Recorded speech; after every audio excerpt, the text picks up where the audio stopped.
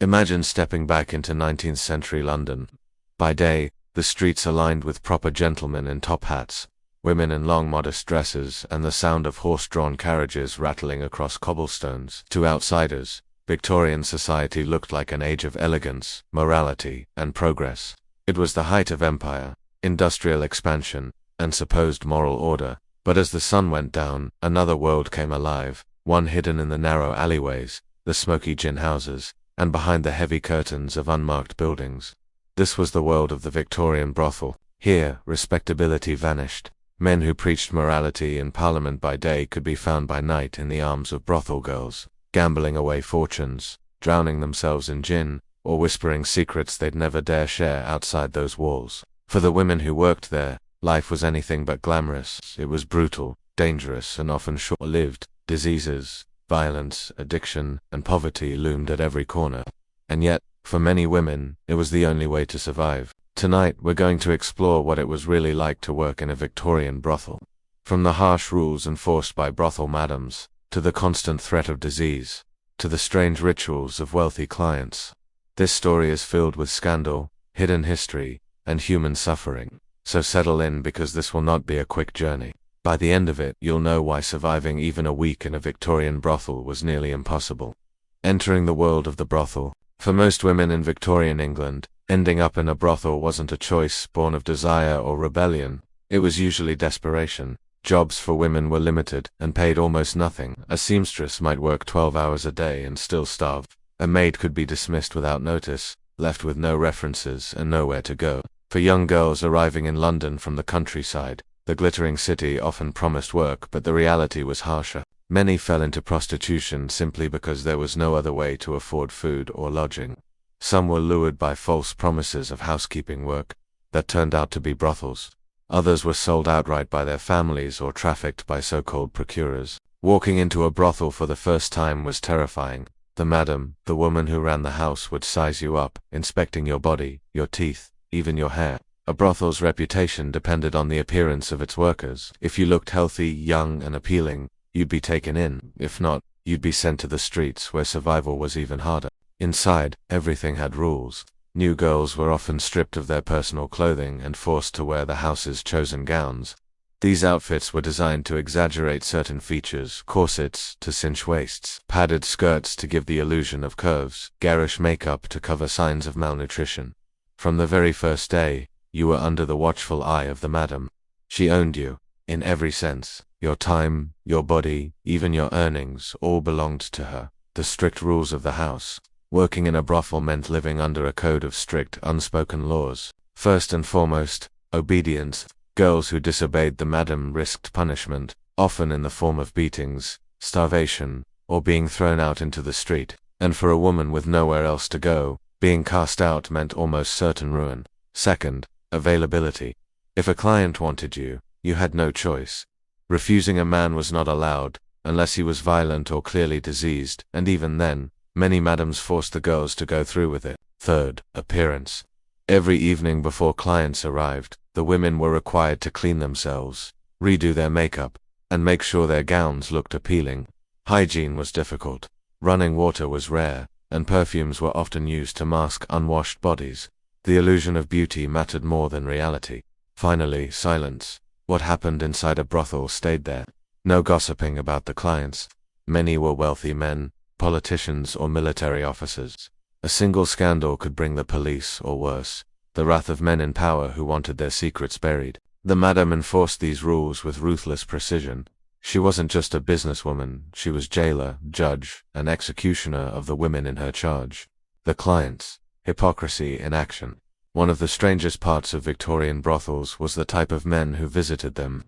On the surface, Victorian society was obsessed with morality. Prostitution was condemned in newspapers, sermons, and speeches. Yet brothels flourished everywhere, in working-class neighborhoods, in middle-class districts, and in the highest echelons of London. Clients ranged from dock workers who could afford only the cheapest services, to aristocrats who demanded luxury. Some wanted nothing more than companionship, a woman to drink with, talk to, or listen to their troubles. Others were far darker, demanding violent or degrading acts that the women had little choice but to endure. What made it even more shocking was the hypocrisy. Many men who railed against prostitution in public were its most frequent patrons in private. Priests, lawyers, even members of parliament, they all found their way to brothels. Some came in disguise, others brazenly flaunted their presence, knowing their status would protect them from scandal. The women quickly learned to adapt to different types of clients. The wealthy ones might bring gifts or money, but they also expected obedience and could be cruel if denied. Poorer clients were often drunk, sometimes violent, and rarely generous. Every encounter carried risk, disease, and desperation. Perhaps the greatest threat in a Victorian brothel wasn't violence, it was disease. Syphilis and gonorrhea spread like wildfire through the sex trade. With no effective cures, these illnesses destroyed bodies slowly and painfully. Syphilis could rot away the nose, leave sores across the body, and eventually attack the brain, leading to madness. Gonorrhea caused infertility, chronic pain, and constant infections. Condoms did exist in Victorian times, often made of animal intestines, but clients rarely used them. Many saw them as unmanly, or worse, a sign of distrust. Women had almost no protection. If a girl showed visible signs of disease, she was often cast out by the madam, left to fend for herself on the streets. Some turned to opium or alcohol to numb the pain, but addiction only made survival harder. The government occasionally tried to regulate prostitution with the Contagious Diseases Acts, which forced women suspected of being infected to undergo humiliating medical examinations. These acts did little to protect the women. They were designed to protect men, especially soldiers and sailors, from catching diseases. Women protested, but their voices were rarely heard. For many sex workers, illness wasn't just a possibility, it was inevitable. A day in the life of a brothel worker. Life in a Victorian brothel was not just about what happened at night. From the moment a woman woke up, her existence was structured around survival, performance, and control. The day began late in the morning. Most of the women had only collapsed into bed a few hours earlier, after the last drunken client finally staggered out. The beds themselves were often shared, with straw mattresses that stank of sweat, smoke, and cheap perfume. Sheets were rarely washed. The smell of gin mixed with the scent of unwashed bodies lingered everywhere. Breakfast, if it came, was simple. Bread that might already be stale, tea watered down to make it last longer, or porridge if the house was doing well. Brothels that catered to wealthier clients might serve better food, eggs, bacon, even wine. But for most women, food was rationed out by the madam, and often withheld as punishment. After eating, the women began the long ritual of preparing themselves for the evening. Baths were rare, and hot water rarer still. Instead, women rubbed their skin with vinegar or scented oils, masking odors with heavy perfumes. Hair was brushed, curled, and powdered, while makeup was applied thickly, rouge on the cheeks, kohl around the eyes, and powder to cover pockmarks or bruises. The process was not about natural beauty, it was about creating an illusion, the fantasy that the clients wanted to believe in. Afternoons were often filled with waiting. Some women mended dresses, others slept, while some drank or smoked opium to escape the crushing boredom. Younger or prettier girls might be paraded in front of wealthy clients who arrived early, while older women were often left behind. The division was brutal. Youth and beauty sold best, and the older you became, the more invisible you were. By nightfall, the house came alive. Music might be played on a piano, candles lit, bottles of gin and brandy poured into glasses. Clients streamed in, some loud and boisterous, others secretive and ashamed. The women lined up, forced to smile, forced to entice. There was no room for refusal. And when the night was over, when the doors were finally bolted shut, the women collapsed into bed, bruised, sore, and exhausted. And the cycle repeated the next day, over and over again, until their bodies or minds gave out. The hierarchy within the brothel. Not all brothel workers were treated the same. Inside these houses, there existed a cruel hierarchy, and where you stood on that ladder determined your fate. At the very top were the high-class courtesans, women who entertained wealthy men, often in private rooms draped with velvet curtains, golden mirrors, and expensive wine. These courtesans were the closest thing Victorian brothels had to celebrities. They were skilled not only in sex but in conversation, music, and charm. Many could recite poetry, play piano, or discuss politics well enough to entertain aristocrats. Their clients sometimes kept them as mistresses, showering them with gifts of jewelry, gowns, and even apartments. But their glamour was fragile. One scandal, one illness, and they could fall into ruin. Below them were the parlor girls, women who worked in the main rooms of brothels, entertaining clients who came for a night of drinking, music, and company. These women had some stability but little luxury. They shared rooms, shared gowns, and often worked themselves to exhaustion. At the very bottom were the streetwalkers, women too poor, sick, or old to be taken in by respectable brothels. They wandered alleys, waiting outside taverns, or leaned against lampposts, hoping for a few coins. Their lives were the most dangerous.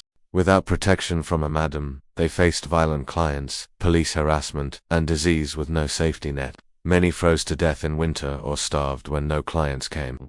Even within the brothel walls, hierarchy was brutal. Younger women were valued, older ones discarded. Foreign women, particularly Irish immigrants in London, were often looked down upon and given the most abusive clients. Women with light hair and pale skin were considered fashionable, while darker features were less prized. Everything was measured, judged, and exploited, and hovering above all of them was the madam, the one who made the rules, took the profits, and decided who was worthy of staying and who would be thrown out. The tools of seduction and survival. Working in a Victorian brothel required more than just submission. Women developed tools of survival, tricks of seduction, and ways to protect themselves in a world stacked against them. One of the most important tools was performance. Women were expected to act out fantasies for their clients. This could mean pretending to be innocent and virginal for one man, and a bold, worldly temptress for another. Many clients wanted role-play, sometimes even disturbing ones. A woman's ability to adapt determined whether she could keep a client coming back. Another tool was alcohol. Gin was called mother's ruin, for a reason. Women drank to numb themselves, to endure acts they hated, and to keep smiling when they wanted to cry. But dependence grew quickly, and many brothel workers became alcoholics before they turned 30. Perfume and makeup were also crucial. Victorian makeup was toxic by today's standards, often made with lead or arsenic. But without it, women's pale, sickly complexions betrayed them. Rouge on the cheeks created the illusion of health, while perfumes covered the stench of sweat and disease. For protection, some women carried small knives or razors hidden in their garters. Violence was always a possibility. Drunken men, jealous clients, or even rival sex workers. But in truth, these weapons offered little safety against the strength of men or the authority of the law. And then there were secret remedies. Some women relied on herbs to prevent pregnancy or treat infections. Others used crude, dangerous methods like vinegar douches or mercury-based medicines. These often did more harm than good. But in a world where birth control was nearly non-existent, women clung to whatever hope they could find. Every night, stepping into a client's arms was a gamble. Seduction and survival were two sides of the same coin. The shadow of addiction. Addiction haunted the Victorian brothel. It wasn't just gin that consumed women. It was also opium. Opium dens spread through the poorer districts of London, often hidden in basements or back rooms. Women who worked in brothels were frequent customers. Opium gave them relief from pain, from fear, from hunger. It made the nights more bearable and the endless demands of clients more distant. But addiction destroyed quickly. Women wasted away, their teeth rotting, their skin yellowing. They became unreliable, unable to work, and many madams had no patience for addicts. Once a woman became too dependent on opium, she was often cast out. Some brothels even encouraged addiction as a form of control. A madam might supply her workers with alcohol or laudanum, a mixture of opium and alcohol to keep them compliant. Women who were intoxicated rarely resisted clients, rarely caused trouble. They became easier to manage, even as their bodies withered. The cycle was cruel. Pain led to opium, opium led to ruin, and ruin led to the streets. Many women were found dead in alleys, with empty bottles by their side, forgotten by the same society that had once condemned and used them. Punishments and cruel discipline. Brothels were not places of freedom. They were prisons with velvet curtains. If a woman disobeyed the madam by refusing a client, stealing, or trying to leave, punishments were swift and brutal. Beatings were common. Food was withheld, money confiscated, and in some cases, women were locked in their rooms until they complied. Madams also used humiliation as a weapon. A disobedient woman might be forced to serve the worst clients, or paraded in front of others as an example. Some were shaved bald, a mark of shame that made it impossible for them to attract men outside the brothel. In extreme cases, women were sold to other brothels like property. Some were trafficked to foreign cities, never to return home. And even when women managed to escape, they found themselves trapped by stigma. Respectable employers would not hire a known prostitute. Families disowned them. The brothel marked them forever, like a scar that could never be erased. Diseases and the silent killer. If there was one thing that terrified every Victorian sex worker, it was disease. In an age before antibiotics, infection spread like wildfire through brothels, cutting short lives with terrifying speed. The most common was syphilis. At first, it seemed harmless enough, a small sore that could be hidden with makeup, but untreated, it spread through the body, causing madness, paralysis, and a slow, horrific death. Women with syphilis were often cast out of brothels once their symptoms became visible. Some tried to cover lesions with thick powder or gloves, but eventually, the disease revealed itself. Then there was gonorrhea, which caused constant pain, foul discharge, and infertility. It spread quickly between women and clients, and without treatment, it left permanent damage. Women often resorted to dangerous remedies, mercury ointments that poisoned the body, or caustic chemicals that burned the skin. On top of these came tuberculosis, which swept through crowded brothels just as it did factories and tenements. The damp, smoky rooms were perfect breeding grounds. A cough that never went away was often the first sign, and while doctors sometimes visited wealthier brothels, their treatments were worse than the disease itself. Many believed that mercury could cure syphilis, prescribing it in doses that caused teeth to fall out and organs to fail. The fear of infection was constant. Women watched their friends grow sick, their beauty vanish, their clients disappear. Death often came in their 20s or 30s, decades before their time. And yet the work demanded they keep smiling, keep seducing, even as their bodies betrayed them. The price of motherhood. Pregnancy was both a curse and a weapon in the Victorian brothel. For many sex workers, pregnancy meant ruin. A swollen belly scared away clients, and madams rarely tolerated women who couldn't work. Some were forced out into the streets, left to fend for themselves. Others tried desperate measures to end their pregnancies. Herbs, dangerous concoctions, even physical blows to the stomach. Many died in the attempt, but for a few, pregnancy could become a bargaining chip. Some wealthy clients secretly longed for heirs outside their rigid marriages.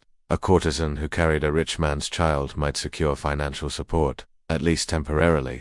The fate of children born in brothels was tragic. Some were sent to baby farms where neglect and starvation killed most before their first birthday. Others grew up in the same houses where their mothers worked, absorbing the sounds of drunken laughter and violence from their cradles. A few brothels operated nursery rooms, where infants were kept until their mothers finished with clients. But conditions were deplorable, overcrowded, dirty, with little food. Disease claimed many. For women, the choice was brutal: abandon the child to survive or keep it and starve. Either way, motherhood in the brothel was marked by loss, grief, and guilt that never faded. Police, raids, and corruption. The law loomed over every brothel, but enforcement was rarely about protecting women. It was about power and money. Police officers often knew exactly where the brothels were. Some took bribes from madams in exchange for looking the other way. Others demanded free services from the women, using their authority as leverage. For many sex workers, the police were just another kind of predator. But not all brothels could buy protection. Poorer houses were raided regularly. Women were dragged out into the streets, humiliated before neighbors, and thrown into jail. Some were sentenced to hard labor in workhouses or prisons, where conditions were even worse than the brothel itself. The hypocrisy was staggering. Wealthy men who frequented brothels were never punished. Respectable society condemned the women while protecting the clients who sustained the trade. Newspapers printed scandalous stories of fallen women, but carefully avoided naming the aristocrats who paid for their services. Even the Contagious Diseases Acts, supposedly meant to stop the spread of venereal disease, targeted only women. Police had the power to arrest any woman they suspected of being a prostitute and force her to undergo invasive medical examinations. Men, of course, faced no such scrutiny. For sex workers, the law was not a shield. It was a weapon used against them, wielded by those who held all the power, the illusion of glamour.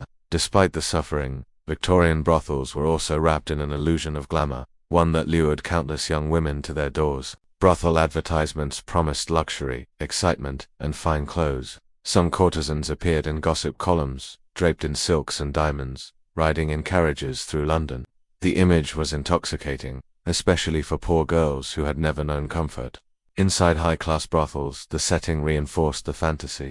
Velvet curtains, chandeliers, and gilt mirrors created a stage where women performed roles far grander than their real lives. Clients bought into it too, convinced they were mingling with exotic beauties rather than desperate survivors. But beneath the surface, The glamour was paper-thin, dresses were often second-hand, jewelry borrowed or fake, makeup hid illness, smiles masked despair. The champagne was watered down, the laughter forced. Some women became skilled at playing the part so convincingly that they fooled even themselves, for a time, but the truth always returned, a cough that wouldn't go away, a client who turned violent, a friend found dead in the morning. The illusion of glamour was a trap, one that lured women in, kept them there, and destroyed them when reality finally tore through the veil. Rivalries and sisterhood. Life in a brothel was filled with tension. Women were forced to compete for clients, their very survival tied to their ability to attract men. Rivalries were inevitable.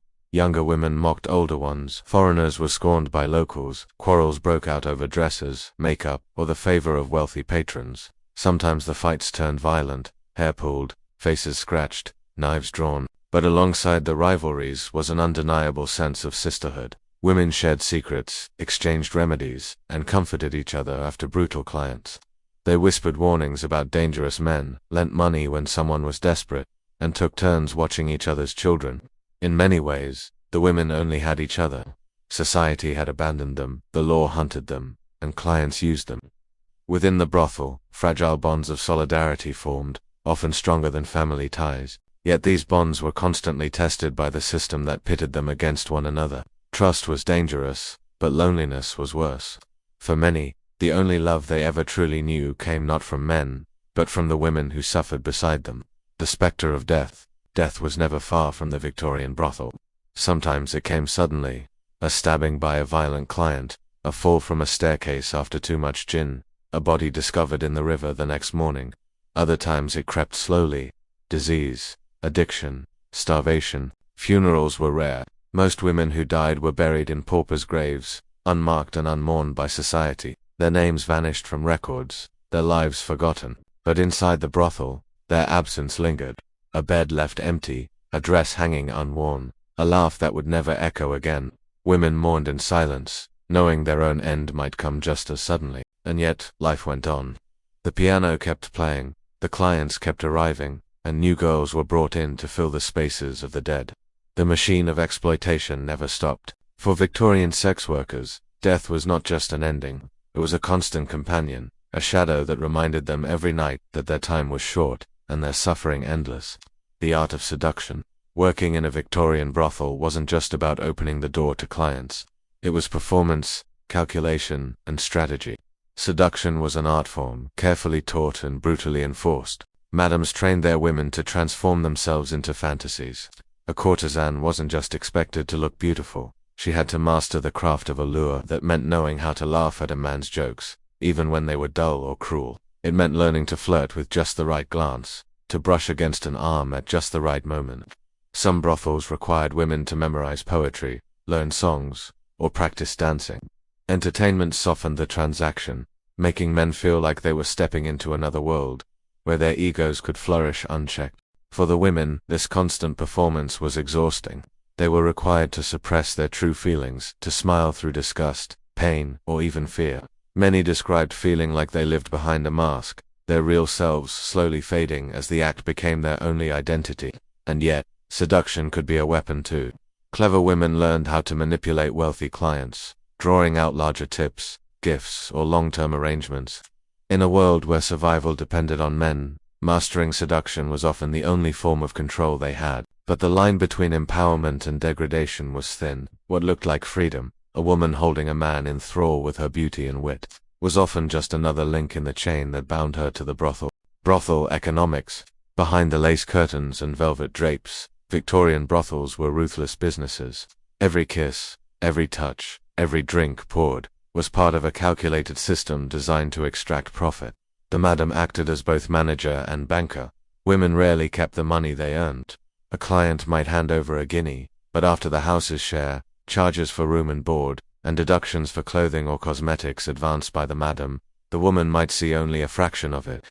Many ended up in permanent debt, trapped by the very system that claimed to provide them shelter. Everything was monetized. Drinks sold at inflated prices, meals deducted from wages, even fines for bad behavior. A woman who displeased a client could lose her week's earnings in a single night. Meanwhile, the brothel's wealth depended not only on the women's labor, but on cultivating an image of exclusivity. High-class houses might invest in fine furniture, exotic decorations, and even musicians to attract the wealthy. The illusion of luxury was as carefully curated as the women themselves. The irony was bitter. Clients believed they were indulging in decadence, yet the women who provided it often went hungry, their lives consumed by debts they could never repay. The economics of the Victorian brothel wasn't about freedom, but control. Every penny earned, every hour worked, pulled women deeper into a system designed to exploit them until they had nothing left to give. The watchful eyes of neighbors. Victorian society pretended to despise brothels, yet they flourished openly in the very neighborhoods that condemned them. The hypocrisy was staggering. Neighbors often knew exactly what went on behind the red curtains. Some disapproved loudly, sending petitions to authorities. Others simply turned a blind eye, especially if the brothel brought in wealthy visitors who spent money at local shops. But for the women inside, being under constant watch was suffocating. They could never truly leave their roles at the door. A quick trip to buy bread or fetch water might result in whispers, pointing fingers, or even outright insults. Children threw stones, women hissed, men laughed crudely. Respectable families feared their daughters might be corrupted just by walking past. Landlords sometimes evicted brothels under pressure, forcing women to move endlessly from one shabby location to another. And yet, many of those same respectable neighbors were clients by night. Men who condemned prostitution in church pews sought it eagerly after dark. The double standard was glaring, but for the women trapped in brothels, it only deepened their isolation. They were visible to everyone, yet seen as less than human. A courtesan's rise. Not every woman in Victorian sex work lived in misery. A rare few managed to climb the ranks and become celebrated. Courtesans, figures of scandal and fascination who lived almost like celebrities. These women often came from brothels, but carved out independence by capturing the attention of wealthy, powerful men. Some became mistresses to aristocrats, politicians, or even royalty. They dined in exclusive restaurants, wore the latest fashions, and appeared in gossip columns. But their rise came with its own dangers. Respectable society never truly accepted them. A courtesan might be showered with jewels one day and abandoned the next. Her reputation meant she could never marry into the class of men she entertained, and the moment her beauty faded, her fortunes often collapsed. Still, for the women in ordinary brothels, the courtesan was a symbol, proof that escape was possible, however unlikely. Stories circulated about women who had risen from poverty to wealth, their names whispered with awe and envy. Yet even these rare successes underscored the brutal truth. In the Victorian world, a woman's survival was often tied not to her own efforts, but to the whims of men who could raise her up, or cast her down at will. The role of alcohol and drugs. No Victorian brothel was complete without alcohol. Gin was the lifeblood of the trade. Cheap, potent, and numbing. Women drank to dull the pain of their work, to silence memories, to steady trembling hands. Clients drank to loosen inhibitions, to fuel illusions of charm and bravado. Brothels often doubled as drinking dens, selling spirits at inflated prices. The more men drank, the more reckless they became, the more money they spent. For women, alcohol was both a crutch and a curse. Dependence came quickly, and many ended their lives as broken drunks, their bodies wasted away. Opium also found its way into brothels. In some houses, pipes were shared among clients and workers alike, the sweet smoke offering temporary escape. Laudanum, a mixture of opium and alcohol, was widely available at pharmacies and became another form of self-medication. But these substances offered no true relief. They dulled the pain only to deepen despair. Women who relied on them often spiraled into addiction, their health destroyed, their ability to work diminished. Still, in the dimly lit rooms of Victorian brothels, a glass of gin or a vial of laudanum might mean the difference between enduring another night or collapsing under its weight. Violence as routine. Violence was not the exception in brothels, it was routine. Clients sometimes arrived already drunk, their tempers short, their demands cruel. Women were slapped, beaten, or worse. Madames rarely intervened unless the violence threatened the furniture or reputation of the house. Worse still were the clients who reveled in sadism. Some brothels specialized in special services, catering to men who paid to inflict pain. For the women, it was not choice but survival. They endured whipping, binding, even mutilation, knowing refusal might mean starvation. Outside the brothel, violence continued. Pimps, jealous lovers, and even gangs targeted prostitutes, knowing they had no legal protection. Women were robbed, raped, or murdered with little investigation. The infamous case of Jack the Ripper was only the most sensational example of a reality that sex workers faced every day. In this world, a woman's body was never truly her own. It was property to be used, abused, and discarded. The language of the brothel. Victorian brothels had their own language, a secret code shaped by necessity and survival. Women used slang to disguise their trade in public. A prostitute might be called a soiled dove, or a fallen woman. A client was a pigeon. To go on the town meant to solicit on the streets. Inside the brothel, euphemisms softened grim realities. A girl who was drunk was in her cups. A client who refused to pay was a deadbeat. Diseases were given nicknames, whispered like curses. The coded speech created a sense of belonging, but also distance from the outside world. It marked women as part of a separate society, one that respectable people both feared and consumed in secret. This hidden language revealed a deeper truth. Victorian sex work wasn't just an occupation, it was a culture of its own, forged under pressure, bound by secrecy, and passed down from woman to woman like survival itself. Brothels as entertainment hubs. Too many Victorian men, brothels weren't just places for sex, they were entertainment hubs. High-class establishments offered music, dancing, gambling, and feasts. Clients lounged in drawing rooms, listening to piano recitals, before selecting a companion for the night. Some brothels even staged elaborate themed parties, with costumes, decorations, and performances. For women, this meant the work was endless. They weren't just expected to sell their bodies, but also their charm, wit, and talents. They poured drinks, played games, laughed at jokes, and acted as hostesses for hours before the main transaction even occurred. This blurred the line between brothel and club, making the establishments central to the hidden social life of Victorian men. While their wives stayed home, men escaped to these dens of pleasure, enjoying a freedom denied to women of their own class. It was a double life that defined the era: public morality by day, private indulgence by night, faith and damnation. Religion hung heavily over the lives of Victorian sex workers. Society branded them sinners, destined for eternal damnation. Preachers shouted from pulpits about the fires of hell awaiting fallen women. Some women internalized this shame, believing themselves beyond redemption.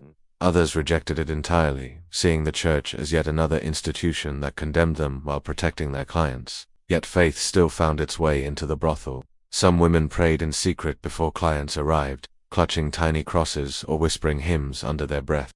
Missionaries visited brothels, offering rescue and repentance, though their efforts often came with judgment and conditions.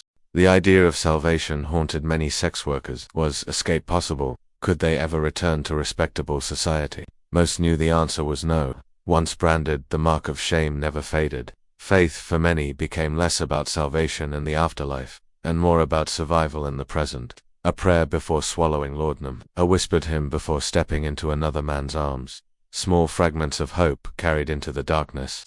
The brothel as a microcosm of society. Victorian brothels were more than hidden dens of vice. They were mirrors reflecting the society around them. Inside their walls, all the contradictions of the age came to life. Respectable men who preached morality indulged their every desire. Women who were excluded from respectable work created their own economy of survival. Poverty, class, gender, and hypocrisy all collided in the dimly lit rooms. The brothel revealed truths that society tried to hide, that women's bodies were commodities, that morality was selective, that suffering could be ignored so long as pleasure was bought. For the women trapped within, the brothel was both cage and community, nightmare and livelihood. It was a place where lives were consumed, where youth was sold, where hope flickered faintly but rarely survived. To study the brothel is not just to look at sex work, it is to peer into the very soul of the Victorian world, with all its cruelty, all its contradictions, and all its buried secrets.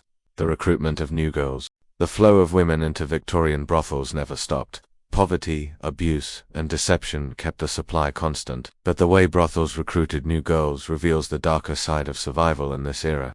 Some women came willingly, if willingly can be said of those who had no other choice. Orphaned girls, thrown out of factories, or abandoned by families, found themselves at the doorstep of brothels. They believed they would find shelter, food, and perhaps some protection. But others were tricked. Bawds or procurers roamed the streets, especially near train stations and poor neighborhoods, luring desperate girls with promises of servant jobs or shop work. When the young women arrived at the supposed workplace, they discovered it was a brothel, and by then, escape was nearly impossible. Even darker were the stories of outright kidnapping. Girls disappeared from the streets and reappeared days later in houses of ill repute, stripped of belongings and forced into work. Once inside, new recruits were often broken, and this process ranged from heavy drinking to make them pliant, to brutal assault meant to erase resistance. Afterward, the girl was considered broken to the trade. For the madam, a new girl was an investment. She was dressed up, painted with rouge, and paraded before clients like a new prize. The men craved freshness. New blood was advertised shamelessly. The cruel cycle ensured that while some women aged out, there was always another frightened, desperate girl to take their place. Disease and the medical system. Few things haunted Victorian sex workers more than disease. Syphilis and gonorrhea swept through brothels like wildfire, destroying lives in slow, agonizing ways. The irony was brutal. While society condemned prostitutes for spreading disease, it was men who carried it from brothel to brothel, infecting wives and lovers back home. Yet it was the women who bore the blame and the punishment. In the 1860s, the Contagious Diseases Acts gave police the power to arrest suspected prostitutes and force them into medical examinations. These exams were invasive, degrading, and often performed without consent. Women who tested positive were locked away in hospitals, sometimes for months, losing income, dignity, and any chance of survival outside the brothel. Doctors treated infected women harshly. Mercury treatments poisoned the body as much as they fought syphilis. Many women died not from the disease itself but from the cure. The cruelest part, men were never subjected to the same scrutiny. Clients walked away unscathed, while the women who served them were criminalized, stigmatized, and mutilated by medicine. Disease was more than a physical affliction, it was a sentence that stripped women of their bodies, their health, and often their sanity. The child victims of the trade. Perhaps the most horrifying aspect of the Victorian sex industry was its reliance on children. The age of consent in Britain was shockingly low, just 13 until 1885, when reformers pushed it up to 16 after public scandals. This meant countless young girls, barely out of childhood, were legally drawn into brothels. Even younger victims were smuggled into the trade illegally. Poverty made them easy prey. Parents sometimes sold daughters to madams for a few shillings. Others were abandoned and scooped up by clients actively sought them. Freshness was marketed shamelessly, with younger girls fetching higher prices. Myths spread that sleeping with a virgin could cure syphilis, further driving demand. These children endured the same brutal routines as adult women. Forced seduction, violence, disease, but with even less chance of survival. Many died within a few years, their lives consumed before they had even begun. Victorian reformers eventually exposed the scale of child prostitution, sparking outrage. Journalists like W.T. Stead wrote shocking that forced Parliament to act, but for countless children, reform came too late. Their suffering was already buried in the unmarked graves of the forgotten pimps and protectors. Not all brothel systems were run solely by women. Many sex workers were controlled by pimps, men who offered protection, but in reality acted as exploiters. Pimps often targeted vulnerable girls, presenting themselves as lovers or rescuers. Once trust was gained, the relationship turned coercive. The woman was beaten, threatened, and forced to turn over her earnings. Pimps kept women trapped with violence and manipulation, making escape impossible. Brothel madams sometimes worked hand in hand with pimps, cutting deals to supply women. In other cases, pimps acted like parasites, hovering outside brothels to leech off the women inside. Streetwalkers in particular relied on pimps for protection from gangs, drunk clients, or police harassment. But the protection was paid for in blood and money. Women who tried to break free were beaten or even killed. The image of the Victorian pimp was not unlike that of a gangster. Flashy, violent, feared. Yet behind the bravado was a system of control that reduced women's lives to commodities, their labor siphoned away by men who offered nothing in return. The police and the law. If sex workers expected the law to protect them, they were bitterly disappointed. Police saw prostitutes as nuisances at best, criminals at worst. Women were harassed on the streets, fined for loitering, and arrested under vague charges like disorderly conduct. A woman caught twice might find herself locked in a workhouse or jail. At the same time, corruption was rampant. Police officers took bribes to ignore brothels, or demanded free services from the women in exchange for protection. Some officers acted as informants for madams, warning them of raids in exchange for a share of profits. When brothels were shut down, it was usually to appease angry neighbors, not to help the women inside. The women simply moved elsewhere, carrying their suffering with them. Even the Contagious Diseases Acts showed where the law's priorities lay, punishing women while leaving men untouched. In practice, the law was not a shield but a weapon, used to control, intimidate, and exploit women already living on society's margins. The double life of clients. The men who filled brothels were often pillars of Victorian society. Politicians, businessmen, even clergymen slipped through back doors, desperate to indulge desires they condemned in public. For these men, brothels offered freedom from the strict codes of respectability. With their wives, sex was often limited, mechanical, even taboo. In brothels, they could demand anything, without fear of judgment. Some men treated visits as casual recreation, like a trip to the pub. Others became obsessed, pouring fortunes into their favorite women, even bankrupting themselves in the process. The hypocrisy was glaring. Many of these same men voted for laws restricting prostitutes, wrote editorials condemning fallen women, and preached morality in their communities. For the women who served them, the double life of clients was a constant reminder of the unfairness of the system. The same man who degraded them in the brothel might pass them on the street the next day, nodding politely to his wife, pretending not to know them. It was a theater of lies, staged nightly in the flicker of candlelight and the rustle of silk sheets.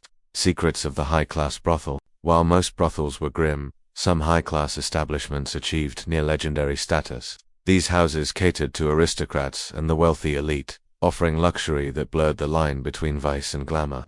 Inside, clients found velvet curtains, fine wines, music, and women dressed like queens.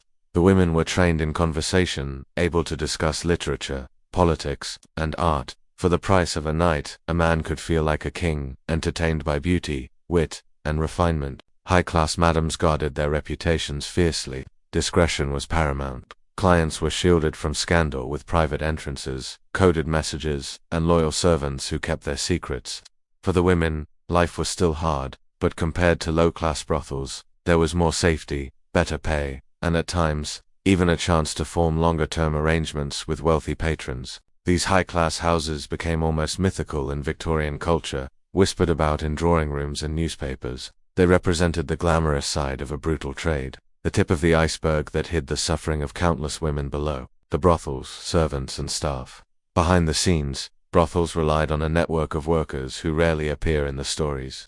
Cooks, cleaners, doormen, and errand boys kept the house running smoothly. Servants cooked meals for clients and workers alike, scrubbed sheets after every encounter, and tended to the endless laundry that sex work produced. Doormen acted as guards, keeping out drunks and police raids. Older women, sometimes retired prostitutes, served as housekeepers, enforcing rules and disciplining younger girls.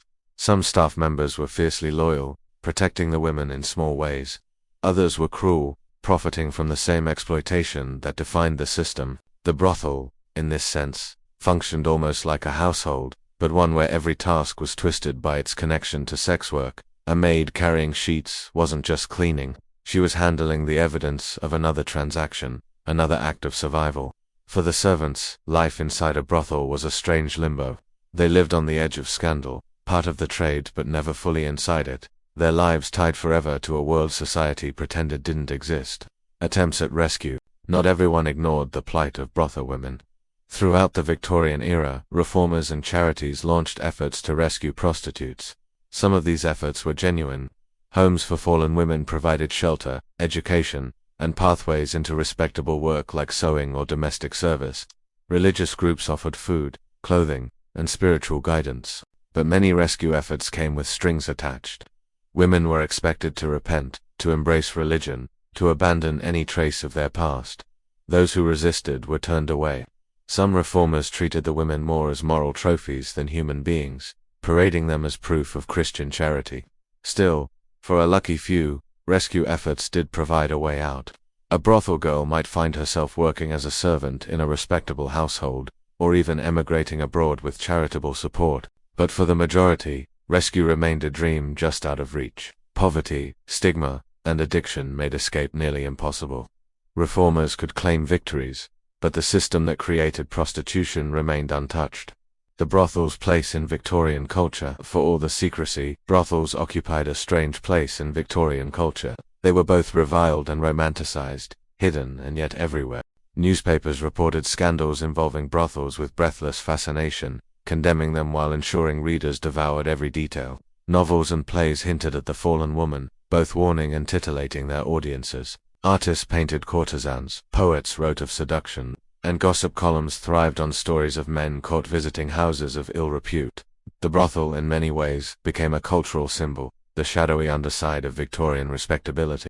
Even today, our image of the era is haunted by the brothel. It challenges the myth of buttoned-up morality, exposing the contradictions that defined the age.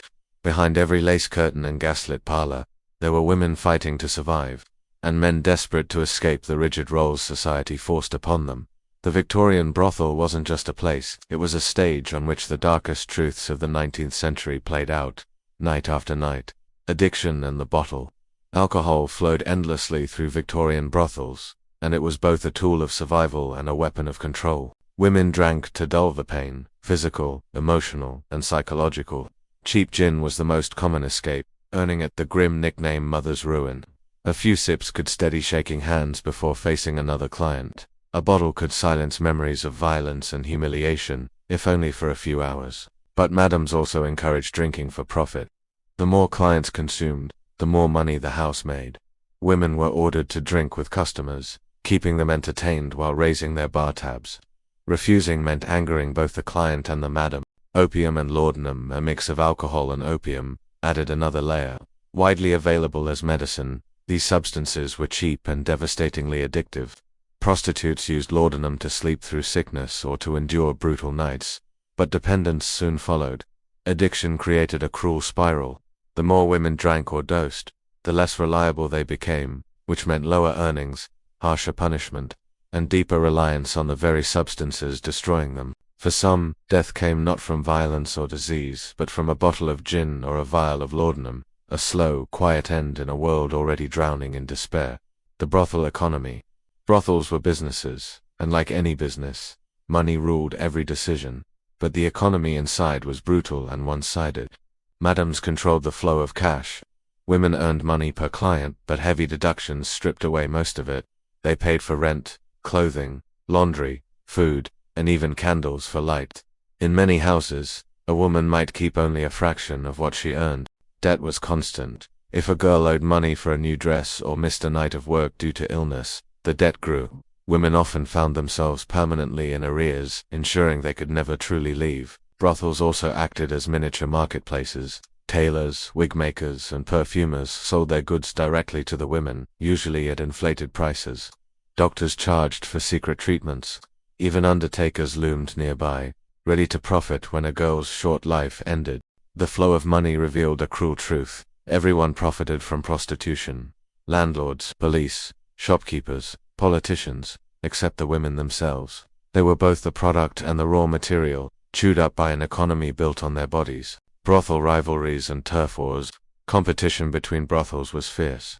Each house fought to attract clients, and rivalries sometimes turned violent. High-class houses competed through luxury. They advertised exotic women, fine wines, and privacy guaranteed. Middle-class brothels relied on gossip networks, paying doormen and cab drivers to steer clients their way. Streetwalkers competed for corners, often clashing with rivals who tried to claim the same territory. Fights broke out not just between women, but between brothel owners. Sabotage was common, spreading rumors about rivals, bribing police to raid competitors, or even sending thugs to smash windows and intimidate staff. These rivalries mirrored the gang wars of later eras. Brothel districts like London's St. Giles or Whitechapel were effectively controlled by criminal networks, with violence lurking behind every gaslit alley. For the women, turf wars meant instability. A sudden raid or brawl could ruin their livelihood overnight. They were pawns in larger battles for profit, left to absorb the chaos while owners and criminals pocketed the winnings. Religion and redemption. Religion loomed over every aspect of brothel life. Victorian society preached morality relentlessly, condemning prostitutes as sinners doomed to eternal damnation. Preachers often visited brothel districts, handing out pamphlets and shouting sermons through the windows. Churches established Magdalene homes, named after Mary Magdalene, offering redemption to women who repented. But for many prostitutes, religion was complicated. Some clung to faith, praying in private or keeping small crosses hidden among their belongings. Others rejected it, seeing only hypocrisy from men who sinned at night and preached by day. Madams themselves often used religion as both shield and weapon. Some kept crosses in their parlors to create an illusion of respectability. Others mocked piety openly, arguing that if God judged, he judged everyone, clients included. In the end, religion offered both hope and torment. It dangled the promise of forgiveness, but also reinforced shame, ensuring many women lived in a cycle of sin, guilt, and despair they could never fully escape. The exoticization of foreign women. Victorian brothels often marketed exotic women to appeal to male fantasies of the foreign and forbidden. French women, in particular, were advertised as more sophisticated, embodying the allure of Parisian courtesans. Irish women were stereotyped as fiery and passionate. Black and Asian women, though fewer in number, were fetishized with racist fantasies of wildness and submissiveness. Brothels exploited these stereotypes shamelessly. Clients paid extra for the illusion of exotic experience, while the women themselves bore the weight of both racism and sexual exploitation. Foreign women also faced isolation. Immigrants often lacked family or community support, making them easier to trap. Language barriers left them vulnerable to deception, unable to negotiate or seek help. Their presence reflected the global reach of Victorian exploitation. As Britain's empire expanded, so too did the importation of women into its hidden economies of desire, fashion, and disguise. Clothing was central to the brothel world. Women's outfits were not just about beauty, they were tools of survival, performance, and disguise. In high-class houses, gowns of silk and velvet signaled wealth and seduction. Corsets sculpted the body into fashionable shapes, even as they restricted breathing and caused fainting spells. Shoes, jewelry, and elaborate hairstyles completed the image of glamour. In lower-class brothels, clothing was cheaper but still essential. Bright colors and flashy styles drew attention, even if the fabric was worn and patched. Women often spent their meager wages on dresses, knowing that appearance could mean the difference between attracting a client or starving. But clothing also acted as disguise. Some prostitutes dressed down to blend into respectable crowds during the day, hiding their profession. Others donned costumes, sailors' outfits, exotic garb, to fulfill specific fantasies. Every thread told a story. The gown that dazzled at night might reek of sweat and candle smoke by morning. The corset that drew a man's eye might leave bruises beneath the skin. Fashion in the brothel was a mask, one stitched with equal parts beauty and suffering. Music, dance, and entertainment. Brothels were more than sites of sex. They were places of entertainment, where music and dance played crucial roles. Many houses employed pianists or fiddlers, filling the air with lively tunes. Women learned to dance, sing, and perform, keeping clients entertained before leading them upstairs. These performances blurred the line between theater and seduction. In high-class establishments, entertainment could rival that of music halls. Women recited poetry, played instruments, or staged small plays. Clients paid not just for intimacy but for an evening of culture, albeit one wrapped in scandal. For the women, performance was both empowerment and burden. It allowed them to showcase talents and earn admiration, but it also demanded endless labor. Voices strained from singing, feet blistered from dancing, and yet the show never stopped. The sound of laughter and music in brothels created an illusion of joy, masking the reality of exhaustion and sorrow beneath the performance. Violence from clients. One of the constant dangers in brothels was violence. Not every client came for pleasure. Some came to dominate, humiliate, or harm. Beatings were common, often dismissed by madams as the cost of business. Women endured bruises, broken bones, and worse. Some clients wielded knives or razors, turning encounters into nightmares. The threat of murder always loomed. Jack the Ripper's killings in Whitechapel were only the most infamous example of the violence prostitutes faced. Countless unnamed women were beaten to death, strangled, or left to die in alleys. Brothels provided little protection. Madams prioritized profit over safety, and police rarely intervened. If a woman complained, she was more likely to be blamed than the attacker. Violence was not random. It was systemic, baked into the very structure of prostitution in a society that saw women as expendable. Every knock at the door carried risk, and every client could become a predator. Pregnancy and motherhood. Pregnancy was a constant fear in brothels, and it reshaped women's lives in tragic ways. Contraception was unreliable, ranging from crude sponges soaked in vinegar to early condoms made of animal gut. Abortions were dangerous and illegal, often carried out by untrained women with herbs, sharp instruments, or toxic chemicals. Many prostitutes died from the procedure. Those who carried pregnancies to term faced even harder choices. Some gave birth in secret, abandoning infants at orphanages or foundling hospitals. Others raised their children inside brothels, where babies grew up surrounded by violence and despair. Motherhood carried deep stigma. Respectable society condemned prostitutes as unfit mothers, yet offered no support. Children of sex workers often faced bullying, poverty, and the same cycle of desperation that had trapped their mothers. For many women, pregnancy was not just a physical condition but a sentence. One more way the body betrayed them in a world that offered no mercy. Brothels abroad, a global trade. Victorian brothels were not confined to Britain. The empire spread prostitution across the globe. In colonial India, British soldiers fueled massive brothel industries. Women, both local and imported, were forced to serve regiments, their health monitored under the same degrading Contagious Diseases Acts. In port cities like Hong Kong and Singapore, brothels thrived on sailors' wages, mixing local women with European prostitutes shipped overseas. Australia and the Americas saw similar patterns. Women emigrated for promises of work, only to be trapped in foreign brothels. For many, the dream of escape turned into exile. The global trade revealed how deeply prostitution was tied to empire. Wherever the British flag flew, brothels followed, hidden behind the language of civilization and order. The decline of the Victorian brothel. By the late 19th century, the tide began to turn. Moral reform movements gained strength, newspapers exposed scandals, and laws tightened against brothels. Public pressure forced police to crack down. Houses were raided, madams fined, and districts shut down. Some women were pushed further underground, becoming streetwalkers in even more dangerous conditions. Middle-class fears also played a role. Respectable families resented brothels near their neighborhoods, demanding clean streets. Urban renewal projects demolished entire red light districts. Yet decline did not mean disappearance. Prostitution simply adapted, shifting into smaller hidden networks. The brothel as an institution weakened, but the demand for sex work never went away.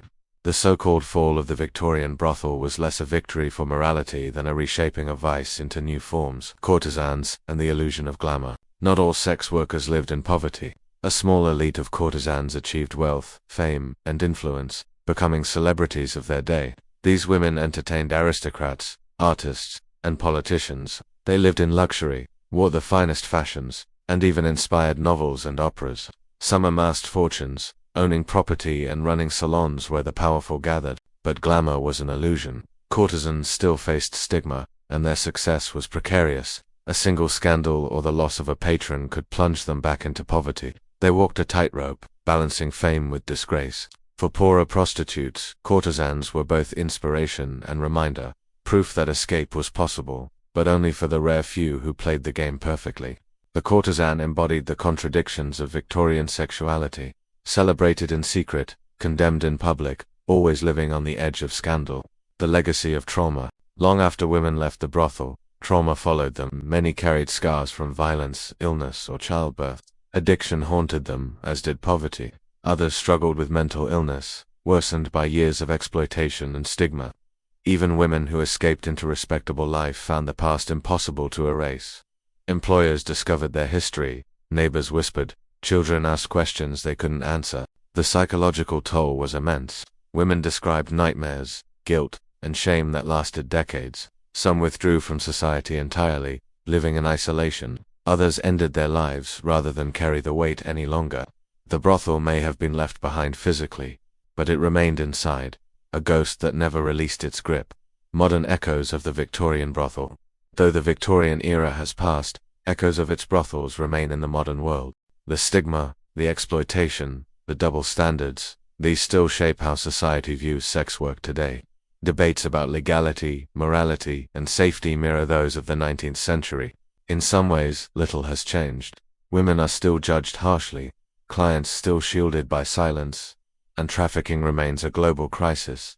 Yet there are differences. Modern sex workers have begun organizing, demanding rights, protection, and recognition where Victorian women had no voice. Today's workers fight to reclaim their stories. The Victorian brothel, then, is not just history. It is a mirror reflecting truths about power, morality, and survival that still haunt us. If you stepped into a Victorian brothel for just 1 week, survival would be uncertain. The endless clients, the brutal rules, the threat of disease and violence, they would crush you swiftly. Add the weight of stigma, the trap of debt, and the constant fear of police or pimps, and even the strongest spirit would falter. For the women who lived it, this was not a week-long nightmare. It was life, day after day, year after year, until disease, violence, or poverty claimed them. And yet, within this darkness, they endured, they laughed, they performed, they fought back in small ways. Some even carved out slivers of power in a world designed to consume them. The Victorian brothel was a crucible of suffering and resilience, a hidden world that exposes the contradictions of an age obsessed with morality yet built on hypocrisy. To last a week inside, one would test every ounce of strength you had. To live a lifetime there, as so many women did, was a testament not just to survival, but to the terrible, enduring cost of being born into a world that left you no other choice. And that was just a glimpse into the shadowy world of Victorian brothels where glamour and suffering walked hand in hand. If you found this journey through history as fascinating as it was disturbing, make sure to hit that like button, so more people can uncover these hidden stories. Don't forget to subscribe to Weird History Secrets for more dark, bizarre, and untold tales from the past. And if you want to keep exploring right now, check out the other videos waiting for you on the channel. Thanks for watching, and I'll see you in the next dive into history's forbidden corners.